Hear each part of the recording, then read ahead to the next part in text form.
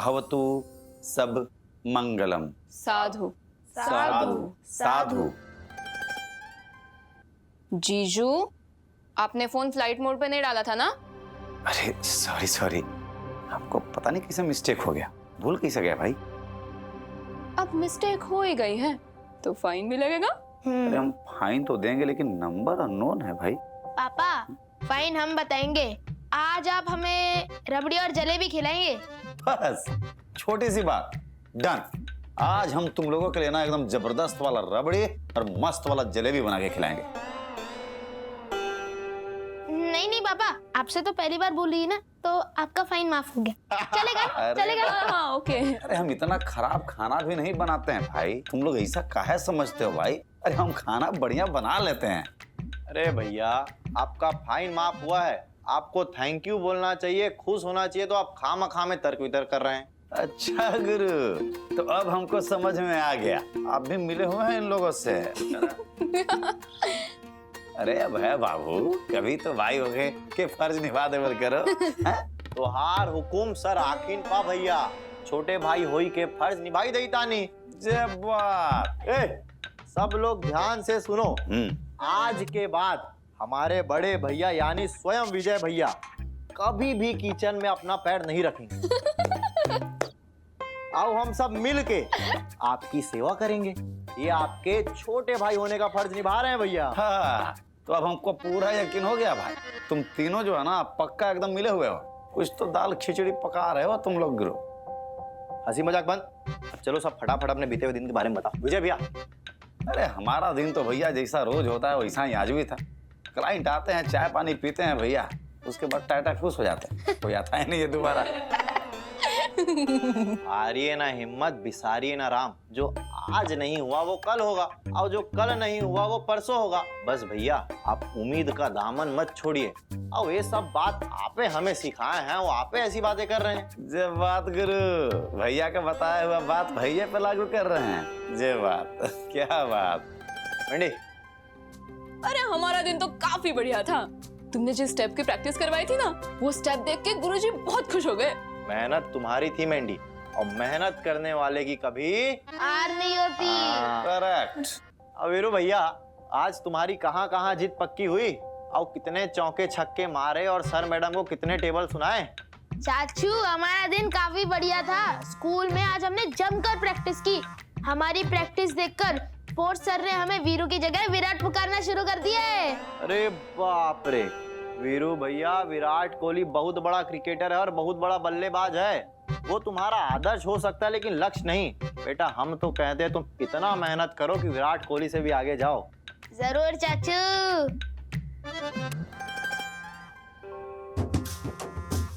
फिर वही number. Hello hello hello. अरे आगे कुछ बोलिए, हेलो हेलो कर रहे हैं। हेलो मत बोलो। अरे पता नहीं कौन है भाई, इधर से हेलो बोल रहे हैं तो कुछ बोल ही नहीं रहा है उधर से। अरे ये सब छोड़िए भैया, अगर आपकी इजाजत हो तो जी टीवी के दर्शकों का ईमेल और व्हाट्सएप हम पढ़ें। अरे नहीं नहीं नहीं नहीं, आज तुम्हारी भाभी ने भैया हमको फोन करके बोल दिया है कि वो जी टीवी के दर्शकों का मेल और मैसेज वहीं से पढ़ेंगे, यानी अपने मायके से। अच्छा हुआ भाई कि हमको नहीं पढ़ना पड़ा। ये बार बार जो फोन आ रहा है ना भैया, हम डिस्टर्ब हो जाते हैं। पर फोन था किसका? अरे वह तो समझ में नहीं आ रहा हमको। फिर आ गया। हेलो। ट्रू कॉलर पे देखिए। ट्रू कॉलर पे खाली डॉट लिखा है। ये डॉट कोई नाम होता है का? Dot Z India. पता नहीं। भैया पता करिए, हमारा एक अर्जेंट कॉल है, निपटा लेते हैं। जीजू हमें दिखाइए एक बार। पापा पहले हम देखते। नमस्कार, अस्सलाम वालेकुम, हेलो, सत श्री अकाल दोस्तों। बहुत ही खूबसूरत देश है हमारा, जहाँ दुनिया के सारे धर्म मजहब वैसे ही खुशबू बिखेरते हैं जैसे बगीचे में तरह तरह के फूल। इस खूबसूरत देश की खूबसूरती में चार चांद लगाता है हमारा देश का सबसे पहला स्वदेशी चैनल जी टीवी। सच कहो तो जी टीवी केवल एक चैनल नहीं बल्कि लाखों करोड़ों भारतीयों से जुड़ा हुआ एक परिवार है। आप जो अपने सुझाव के रूप में हमें मैसेजेस और ईमेल्स भेजते हैं, वो हमारे आगे बढ़ने की एक सीढ़ी है। आप ऐसे ही अपना प्यार हमें भेजते रहिए और हम आपसे वादा करते हैं कि हम आपको ऐसे ही स्वस्थ और स्वच्छ मनोरंजन देते रहेंगे। तो चलिए पढ़ते हैं आज के ईमेल्स। आज का पहला ईमेल हमें भेजा है करनाल हरियाणा से चौधरी लखपत सिंह जी ने। नमस्ते चौधरी साहब। आपने लिखा है कि जी टीवी के नाटक हम सबने घनी बढ़िया लागे हैं। भाग्य लक्ष्मी नाटक की लक्ष्मी और ऋषि भी हम सबने घने पसंद से और उसकी कहानी भी घनी बढ़िया से। क्या बात है चौधरी जी, आपको और आपके पूरे परिवार को बहुत बहुत धन्यवाद। इसी तरह जी टीवी देखा करो और अपना प्यार और आशीर्वाद मने भेजा करो। हमने थोड़ी कच्ची पक्की हरियाणवी बोलने की कोशिश तो की है ताऊ, कोई भूल चूक हुई हो तो मन ने माफ कर देना। तो चलिए अब अगला ईमेल पढ़ते हैं। अरे वाह, थैंक यू बेटा। आप जी टीवी के दर्शकों के ईमेल और मैसेजेस पढ़ रहे हो हमारे बिना। अच्छा, आपको भी पढ़ना है? हम आपको पढ़ के जरूर सुनाएंगे, लेकिन पहले होमवर्क करना है ना? पक्का? यस बेटा, पक्का। ऐसे दर्शक आपको देख रहे हैं, सबको नमस्ते कहो। नमस्कार, कैसे हो आप सब? वेदी को मिस कर रहे हो ना? सब लोग बहुत अच्छे हैं वेदी, और आपको तो सब मिस करते हैं। चलो अब होमवर्क करो, ठीक है? Okay mummy. Good girl. तो चलिए अब पढ़ते हैं अगला ईमेल। अगला ईमेल हमें भेजा है दरियागंज नई दिल्ली से जनाब शकील मुमताज खान साहब ने। अस्सलाम वालेकुम शकील साहब। आपने लिखा है कि जी टीवी के सभी मेंबरान को हमारा आदाब। आपके प्रोग्राम हम सभी को खासे पसंद आते हैं। खास कर रब से है दुआ प्रोग्राम में इबादत और उसका किरदार हम सभी को बहुत ज्यादा पसंद है। हमें भी बहुत पसंद है खान साहब। लगता ही नहीं कि वो एक्टिंग कर रही है, ऐसा लगता है जैसे वही उसकी असली जिंदगी हो। अल्लाह ताला उसे लंबी उम्र अता करे। क्या बात है, बहुत अच्छी बात कही है आपने। खान साहब, आपने जी टीवी के शो रब से दुआ की मेन लीड इबादत के लिए जो दुआएं भेजी है वो हम उन तक जरूर पहुंचा देंगे, और हम इबादत की तरफ से भी आपका शुक्रिया अदा करते हैं। आप सब इसी प्रकार जी टीवी देखते रहिए और अपनी दुआएं हमें भेजते रहिए, जिससे हम और आप मिलकर जी टीवी को देश का सबसे कामयाब चैनल बना पाए। तो चलिए अब पढ़ते हैं अगला ईमेल। अगला ईमेल हमें भेजा है शिरडी महाराष्ट्र से श्री दीपक नागरे जी ने। नमस्कार दीपक जी, खशे हाथ। दीपक जी, आपने लिखा है कि जी टीवी पर पिछले बहुत समय से कोई भी धार्मिक शो नहीं दिखाया गया है, जबकि और चैनलों पर धार्मिक शो की भरमार है। हमारी विनती है कि जी टीवी एक अच्छा धार्मिक शो बनाए, क्योंकि और चैनलों पर आने वाले शो में सच और धार्मिक नहीं दिखता, झूठा ड्रामा दिखता है। जी टीवी हमेशा अच्छे से रिसर्च करके ही शो बनाता है। ये बात तो बिल्कुल सच कही है आपने। दीपक जी, आपका जी टीवी पर अखंड विश्वास ही हमारी सबसे बड़ी ताकत है। आपका ईमेल हम जी टीवी के रिसर्च टीम को भेज रहे हैं, और हमें पूरा यकीन है कि जी टीवी की रिसर्च टीम आपके सुझाव का जरूर सॉल्यूशन निकालेगी, और इस विषय में कोई भी पहल होगी तो हम आपको ईमेल द्वारा सूचित कर देंगे। आप इसी प्रकार अपना स्नेह और आशीर्वाद हमें भेजते रहिए और जी टीवी से जुड़े रहिए। तो चलिए अब पढ़ते हैं अगला ईमेल। अगला ईमेल हमें भेजा है रांची झारखंड से सरदार मोंटी सिंह ने। सत श्री अकाल मोंटी जी। आपने लिखा है जी टीवी को साडा नमस्कार। मेरी गुजारिश है कि जी टीवी को सिख समुदाय के बलिदान पर शो बनाना चाहिए। अरे वाह, बहुत अच्छा सुझाव है। भारत की रक्षा करने में सबसे आगे रहने वाले जाबाज सुपूतों में पंजाब का नाम सबसे ऊपर है। हम आपका ये सुझाव जी टीवी के रिसर्च टीम तक जरूर पहुंचाएंगे, और हमें पूरा यकीन है कि जी टीवी की रिसर्च टीम इस विषय पर जरूर पहल करेगी। हम आपको इसकी सूचना ईमेल द्वारा भेज देंगे। अब आज के लिए हम आपके ईमेल्स और मैसेजेस पढ़ने से विराम लेते हैं, पर आप विराम मत लीजिएगा, क्योंकि आपका एक ईमेल और मैसेज हमारा परिवार के बीच आने का टिकट बन सकता है। आपको याद है ना, हम हर सप्ताह आपके भेजे गए ईमेल्स और मैसेजेस द्वारा एक लकी विनर को चुनते हैं और उन्हें अतिथि बनाकर हमारा परिवार के बीच बुलाते हैं। इससे पहले कि मैं लैपटॉप का फ्लैप बंद करूं, आइए आपको जी टीवी पर टेलीकास्ट होने वाले सारे शोज की जानकारी दे देती हूँ। तो आज शाम ठीक 7 बजे आएगा रब से है दुआ शो। चलिए देखते हैं इस शो की कुछ झलकियाँ। मन्नत कहाँ चली गई? बहुत बड़ी बड़ी बातें कर रही थी कि मेरी मदद करेगी, एक ही बार में सारा भूत उतर गया।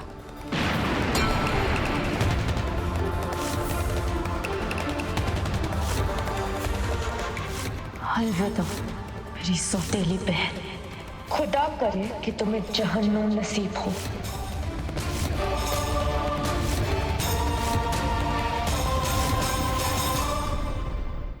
7:30 बजे देखिए कैसे मुझे तुम मिल गए।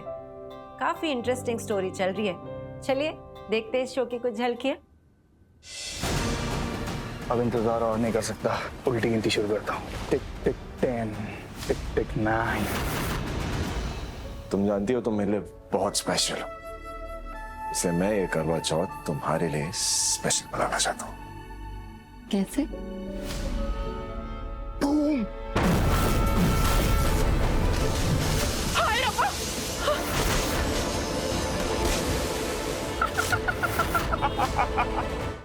फिर 8 बजे देखिए हमारा सुपर डुपर हिट शो भाग्य लक्ष्मी। चलिए देखते इस शो की कुछ झलकियां। क्यों आयो? तुम्हारी वजह से आया। मुझे सब पता चल गया ड्रेस के बारे में क्या चल रहा। मेरी नजरों में तुम इस दुनिया की सबसे खूबसूरत लड़की हो, सबसे सुंदर, सबसे प्यारी। ये दुपट्टा ना मलिश्का, क्या हुआ? Mrs Verma, I am glad आप यहीं हैं। एक बार मलिश्का को चेक कर लीजिए आप। डॉक्टर ने क्या हुआ?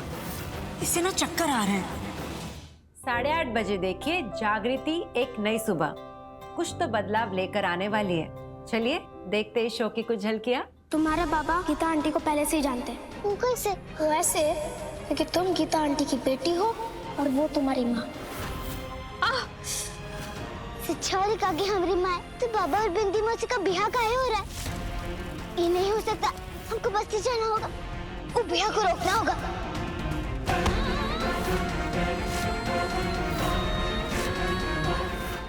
अब रात 9 बजे देखिए शो कुमकुम भाग्य। चलिए देखते हैं शो की कुछ झलकियां। तुमने मुझे मेरा हक वापस दिलवाया आरवी, जो मनीषा ने ले लिया था।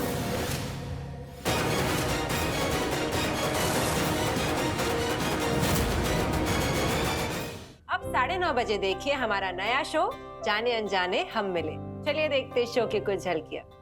मिस रीत चौधरी, तुम बनोगी मेरी गारंटी वाली बीवी।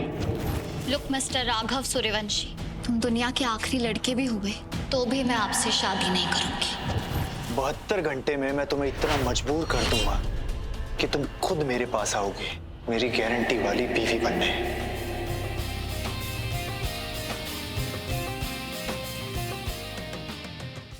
अब 10 बजे देखिए शो कुंडली भाग्य। चलिए देखते हैं शो की कुछ झलकियां।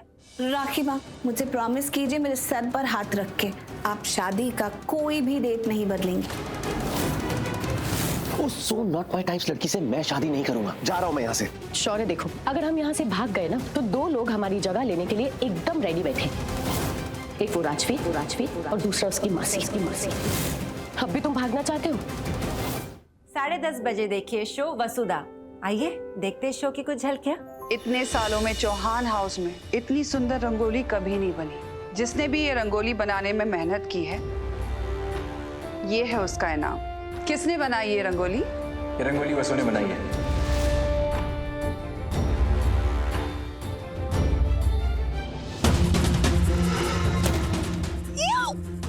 अरे ये कैसे हो गया?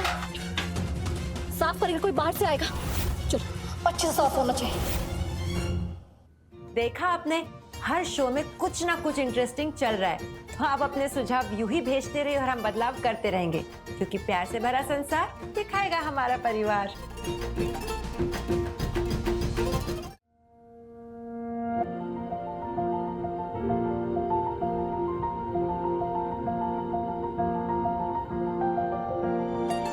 क्या हुआ भैया? मुझे आनापान के समय अननोन नंबर से कॉल आया था। पता है किसका था? किसका? Cyber scammer. हैं? क्या बोल रही है मेंढी? हाँ भाई, ट्रू कॉलर में उसका नाम नहीं दिखाई दे रहा था। 2-3 बार नेटवर्क इतना खराब था कि उसकी आवाज़ नहीं सुनाई पड़ रही थी, और एक बार आवाज़ सुनाई भी दी तो जानते हो उसने क्या कहा? कि आपका एक पार्सल जो है गलत एड्रेस पे आ गया। तो हमने कहा कि भैया हम अपना एड्रेस भेज देते हैं, आप हमारा पार्सल भेज दो। तो उसने कहा कि हम अपना अकाउंट नंबर भेज रहे हैं, जल्दी से 500 रुपये अकाउंट में डालिए तो हम आपका पार्सल भेजेंगे। फिर क्या हुआ? उसने अकाउंट नंबर लिखवा दिया। जीजू तो 500 रुपीज भी देने वाले थे। हमने उन्हें रोका, उनसे फोन ले लिया और हमने उससे पूछा कि भाई पार्सल पे नाम किसका था। उसने कुछ बोला ही नहीं, सीधा फोन काट दिया। और तब से लेकर अब तक उसका फोन भी स्विच ऑफ आ रहा है चाचू। और उसके अकाउंट नंबर कहाँ है? अरे अकाउंट नंबर से साइबर स्कैमर का पता लगाना नामुमकिन है भाई। इस मैटर पे सिन्हा जी से हमारी बात हो चुकी है। ये अपने पुलिस इंस्पेक्टर सिन्हा अंकल ना? हाँ। तो क्या कहा है उन्होंने और हमें अब क्या करना चाहिए? हमने स्कैमर का अकाउंट नंबर और फोन नंबर उन्हें भेज दिया। और सिन्हा जी ने ही हमें बताया है कि वो लोग अपना अकाउंट नंबर यूज नहीं करते हैं, वो किसी महिला, दिव्यांग अथवा बुजुर्ग का अकाउंट नंबर यूज करते हैं, जिसके बारे में उनको खुद जानकारी भी नहीं होती है, और वो लोग बार बार उसको बंद भी कर देते हैं। और हमको ये भी बताया सिन्हा जी 2-4 दिन में ऐसे फोन आएंगे आपके पास। तो हमें क्या करना चाहिए भैया फिर? सिन्हा जी ने हमारा नंबर जो है अपनी टीम को भेज दिया है, और उन्होंने कहा है कि अगर साइबर स्कैमर का फोन आया तो वो जरूर पकड़ा जाए। और वैसे भी आजकल हमारे देश में साइबर क्राइम बहुत तेजी से बढ़ रहा है। बहुत सारा लेन देन ऑनलाइन होने लग गया है ना, इसलिए। लेकिन मैंडी, हमें इस बात का विशेष ख्याल रखना होगा कि कोई भी अननोन नंबर से अगर हमारे पास कॉल आए तो हम अपना सीक्रेट इनके साथ शेयर ना करें, और भूल कर भी इनके दिए हुए अकाउंट नंबर पे 1 रुपए भी ट्रांसफर ना करें। काहे कि भैया अगर ये स्कैमर के पास हमारा अकाउंट डिटेल जाएगा ना, अरे रातों रात हमारा अकाउंट खाली करके धो डालेंगे। यही बात तो सिन्हा साहब ने कही, और उन्होंने ये भी कहा कि अगर इस टाइप का कोई कॉल आए तो सीधे आप लोग पुलिस स्टेशन में जाइए और साइबर क्राइम डिपार्टमेंट में शिकायत जरूर दर्ज कराइए। भैया हमारे कॉलेज में एक लड़का पढ़ता है, अच्छा मित्र है हमारा, उसका नाम है रविकांत। आज से लगभग 10 दिन पहले रविकांत के पास एक अननोन नंबर से फोन आया।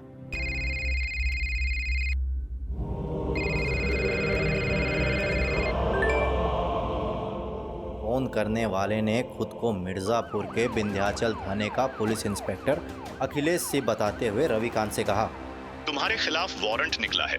मोना नाम की एक लड़की ने तुम्हारे खिलाफ रिपोर्ट लिखवाई है। तुमने शादी का वादा करके उसका शारीरिक शोषण किया है। खुद थाने चले आओ, नहीं तो पुलिस तुम्हें घसीट के लाएगी। रविकांत चिल्ला चिल्ला कर कहता रहा कि वो किसी मोना नाम की लड़की को नहीं जानता, पर फोन करने वाले ने उसकी एक नहीं सुनी और उसे बुरी तरह धमकाने लगा। उसने रविकांत को व्हाट्सएप पर एक लिंक भेजा और उस लिंक को खोलने के लिए कहा। रविकांत ने वह लिंक खोला तो उसमें किसी अनजान लड़की के साथ रविकांत की अश्लील तस्वीरें थी। तस्वीर में रविकांत का चेहरा साफ साफ दिखाई पड़ रहा था, पर लड़की का चेहरा प्रोफाइल में था। तस्वीर देखकर रविकांत बहुत डर गया। वो कॉलर जो खुद को इंस्पेक्टर बता रहा था, उसने रविकांत से कहा कि भैया हम तुम्हें बचा सकते हैं अगर तुम हमारे अकाउंट में 25,000 रुपए डाल दो तो, और कल विंध्याचल आ जाओ। मैं मोना को रुपए देकर मामला रफा दफा करवा दूंगा।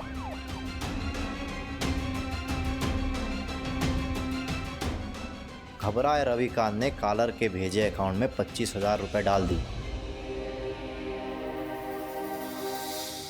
और दूसरे दिन जब रविकांत विंध्याचल थाने पहुंचा तो वहां अखिलेश सिंह नाम का कोई इंस्पेक्टर ही नहीं था। तब रविकांत को समझ में आया कि वह साइबर क्राइम का शिकार हो गया है।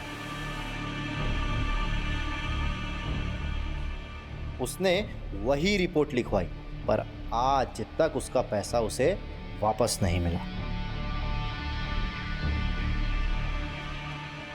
पर जब रविकांत ने कोई अपराध ही नहीं किया था तो वो डर क्यों रहा था? साइबर स्कैमर ने रविकांत के सोशल मीडिया अकाउंट से उसका फोन नंबर और फोटो निकाल लिया, और भैया एआई की मदद से एक लड़की के साथ ऐसा अश्लील वीडियो एडिट कर दिया ना कि क्या बताएं। और उसे धमकी देने लगा कि बेटा रातों रात अगर तुम हमारे खाते में 25,000 रुपए नहीं डालोगे तो तुम्हारा ये वीडियो पूरा सोशल मीडिया में वायरल कर देंगे। बाप रे। मतलब हमें जी टीवी के माध्यम से लोगों को साइबर क्राइम के खिलाफ जागरूक करना चाहिए, जिससे समाज को साइबर स्कैमर के हथकंडों से बचाया जा सके। बिल्कुल भैया, हमें बार बार बताना होगा कि साइबर स्कैमर सिर्फ झूठ की कहानी करते हैं, लेकिन आप इनके छलावे में ना आइए और ना इनसे डरिए। अगर आपके पास किसी भी अननोन नंबर से कॉल आता है या किसी भी अकाउंट में कुछ भी राशि डालने की बात होती है तो आप चुपचाप अपने नजदीकी थाने में जाइए और इनके खिलाफ रिपोर्ट लिखवाइए।